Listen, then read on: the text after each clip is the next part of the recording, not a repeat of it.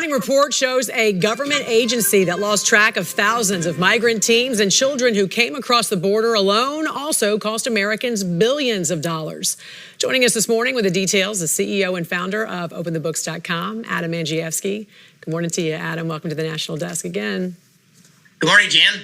The U.S. Department of Health and Human Services Office of Refugee Resettlement lost more than 85,000 children.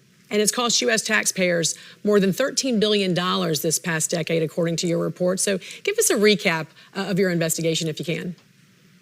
Well, the loose open borders policy on our southern border has the unintended consequences of hundreds of thousands of unaccompanied minor children crossing that border.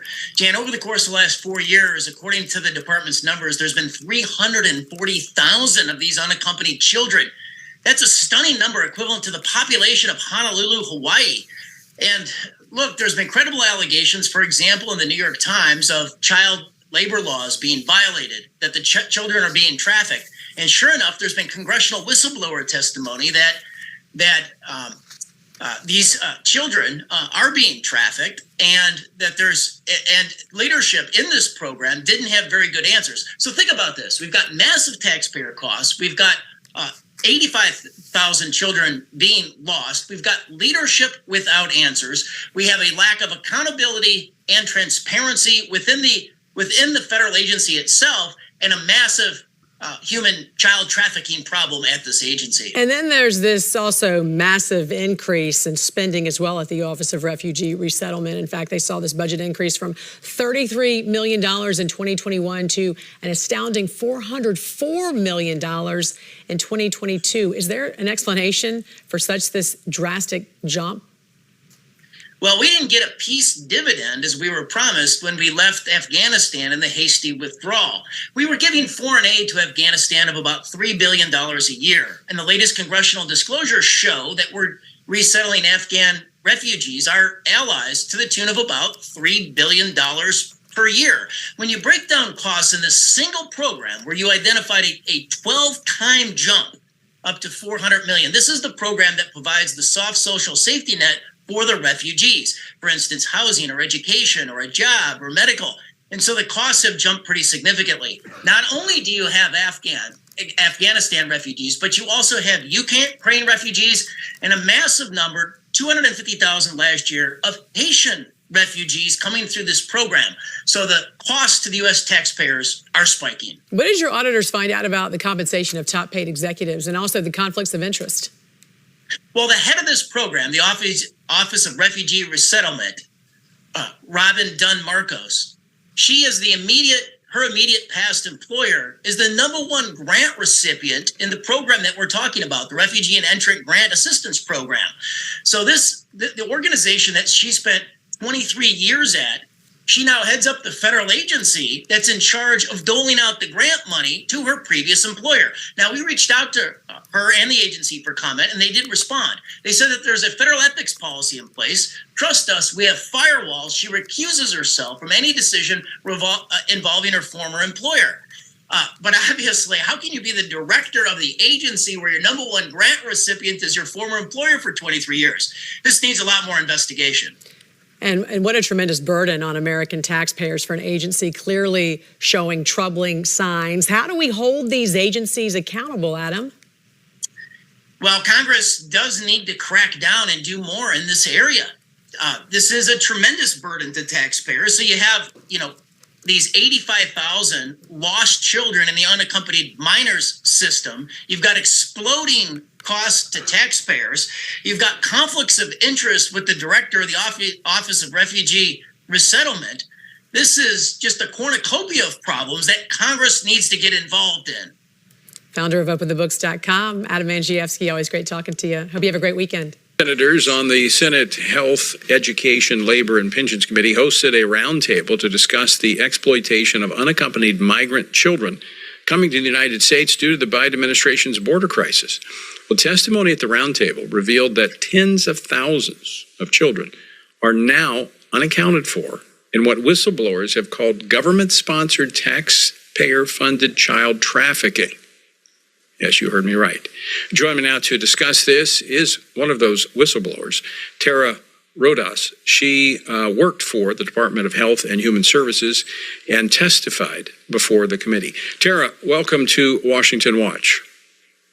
Thank you so much for having me on Washington Watch today. And it's unbelievable that we're going to be talking about government-sponsored, taxpayer-funded child trafficking. Well, first, I want to thank you for testifying before the committee and being willing to be public about this. Now, you previously reported what you had learned to Department of Health and Human Services. Tell us what happened when you reported that. Yes, so I and some of my colleagues began reporting trafficking cases in June of 2021. So if you can imagine, it's been more than 3 years. And in the beginning, they seemed kind of okay with us reporting the trafficking. We actually thought that people were going to be doing stuff about it. We thought that they were taking this very seriously.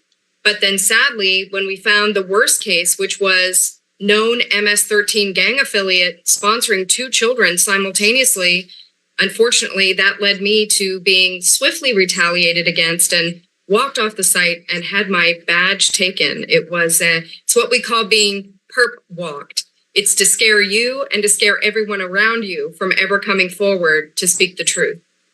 So for just doing your job, reporting what was happening, to your superior, saying, hey, this is happening, you were fired? Yes. Fortunately, I was on loan. So I had volunteered for this mission. I've been a federal employee, although today I'm not speaking on behalf of the government.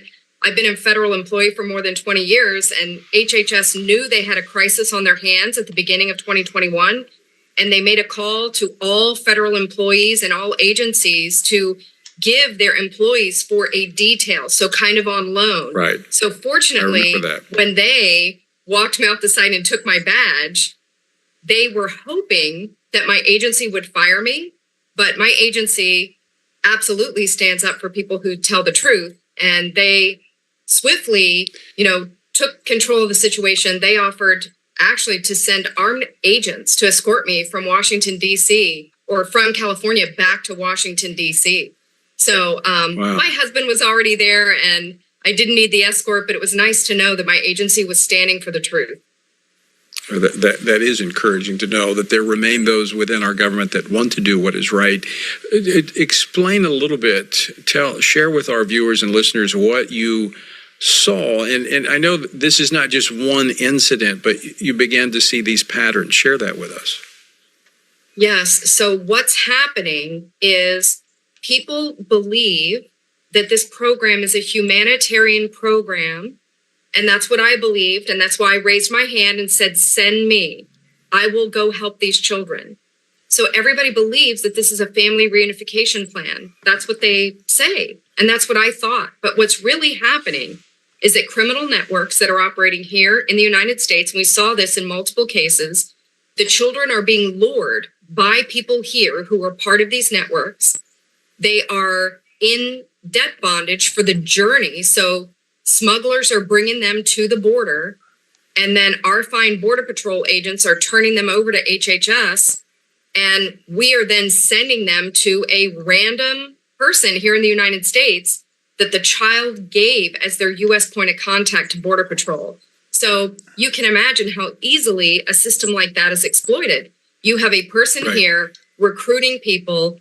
They're bringing them with a smuggler, right? The children are coming from Guatemala, El Salvador, all over Central and South America with smugglers. The smugglers give them the name and address to where they're going. The children turn that into Border Patrol. Border Patrol turns it over to us at HHS, and then we send the child to that person. It's really verification. end-to-end delivery. No verification of relationship, family connection, or anything. You got an address, you got a people, and you just turn them over, right? Well, so sadly, there is no ultimate verification, because if your listeners and viewers will look at the documents that Senator Grassley actually dropped today, because he believes in evidence, you can see that there's, in this first case, especially the MS-13 case, they did not even verify if the person was a legal permanent resident. And they actually said most likely illegal. So there's no way for us to know criminal history on a person who's not here legally. So when they say there's vetting going on, that's really not happening at all. We're not capable of doing that. And no child welfare organization around the globe would send a child to an unknown person to a home they never see. That doesn't even make sense. And yet that's what the government's doing. Tara, where are these children ending up in terms of some of the testimony, forced labor? I mean, they're being put into the sex trade. I mean, what's happening to these kids? Yeah, well, sadly, we have testimony of the children. Hannah Dreier of, very unlikely source, the New York Times, has gone all over the country and talked to these children in terrible labor trafficking situations, and children who died here, falling off roofs their first week here in the United States in a job that they're not qualified to do. So children are dying here. But then when undercover journalists have knocked on the doors of addresses we've given them, children are saying, we had a child in Texas say, my sponsor, she tells me she's my aunt, but I've never met her. And she's pimping me out for sex in the home where I'm living. The stories that the children are telling are horrific. There are children in crisis now, and we need to rescue these children. And this is being funded by tax dollars. We're bringing these children to this country and allowing them to be exploited. This is, as you said, horrific.